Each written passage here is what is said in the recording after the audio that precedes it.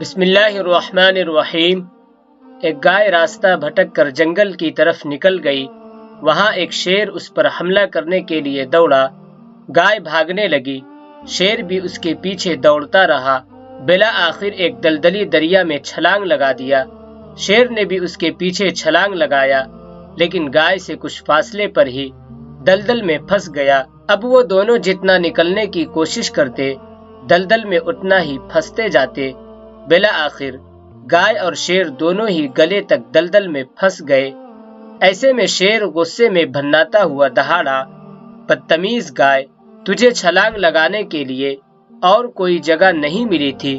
کوئی اور جگہ ہوتی تو تجھے چیر پھاڑ کر کھاتا اور صرف تیری جان جاتی، میں تو بچ جاتا، لیکن اب تو ہم دونوں ہی مریں گے۔ گائے ہنس کر بولی، جناب شیر، آپ کا کیا کوئی مالک ہے؟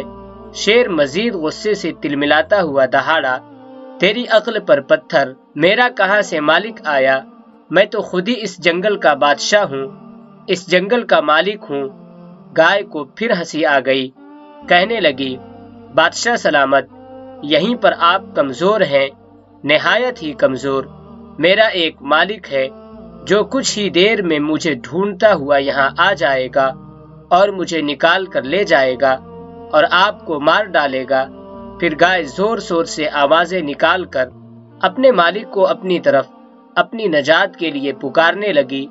ٹھیک شام کے قریب چرواہا اپنے گائے کو ڈھونڈتا ہوا آیا، شیر کو مار ڈالا اور گائے کو نکال کر لے گیا۔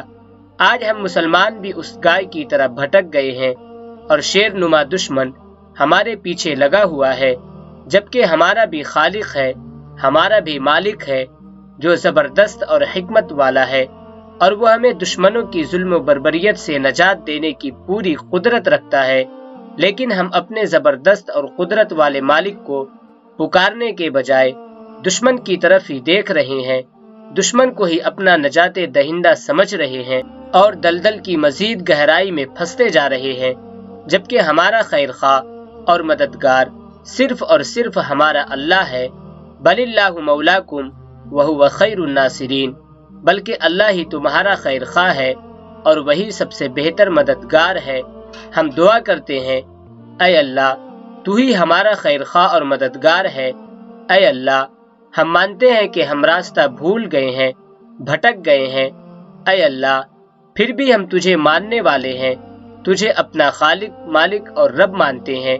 اے اللہ، تو خیر الناصرین ہے، یعنی سب سے بہترین مدد کرنے والا ہے۔